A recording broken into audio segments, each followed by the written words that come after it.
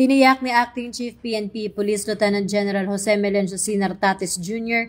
na handang-handa na ang Philippine National Police para sa seguridad ng Trillion Peso March 2.0 sa darating na November 30.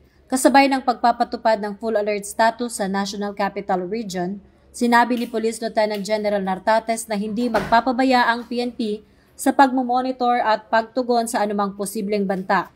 Mahigit 15,097 pulis ang ide-deploy kabilang ang 8,805 mula sa NCRPO at RSUs at 6,292 augmentation forces mula sa iba't ibang rehiyon upang matiyak ang kaayusan, crowd management at mabilis na pagresponde sa anumang insidente.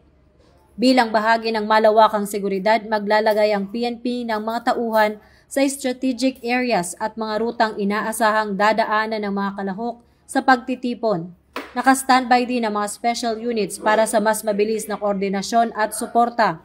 Pinagtibay ang koordinasyon ng PNP sa QC-LGUs, DPOs, MMDA at iba pang ahensya habang gagamitin ang real-time CCTV monitoring at mas pinahusay na social media tracking dahil sa tumataas na online mobilization. Panawagan ni Police Lieutenant General Nartates sa publiko na gamitin ang karapatan sa mapayapa at responsableng paraan. Anumang kilos ng magdudulot ng kaguluhan ay nararapat na aksyonan dahil ito ang bagong PNP para sa bagong Pilipinas. Serbisyong mabilis, tapat at nararamdaman.